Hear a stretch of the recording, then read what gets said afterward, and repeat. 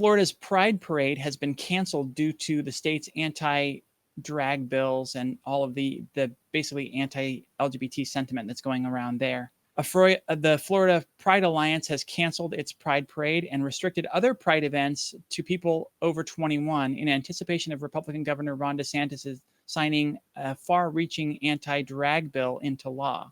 Florida's House passed Senate Bill 1438, known as the Protection of Children Law, which would mean that all pride parades in the state are banned. Because drag bans and things we've seen, if anybody is dressed in clothing not aligned with their gender and then performing, that is seen as sexual content, and thus is prohibited from being displayed to minors, and thus is illegal in public. In a move that highlights the impact of the bill even before it had been signed into law, the Pride Alliance of the Treasure Coast canceled their Pride Fest event that was scheduled for this coming weekend. The Alliance posted on Facebook that the decision to cancel the event was made after multiple meetings with the Port St. Lucie officials. As all of you know, they said the political climate that we are currently in has us all very concerned for our community. As all of you know, the political climate that we are currently in has all of us very concerned for our community.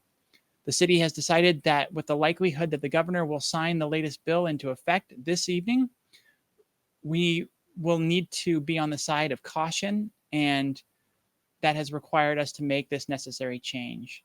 So again, just like what is happening with the vagueness of the Don't Say Gay bill, that is sort of how they're able to get to achieve their legislative agenda, is if they make it vague enough, then people can't confidently continue with the things that they're doing because they're not sure if they're going to be arrested, if they're going to lose their jobs, lose their licenses, those sorts of things.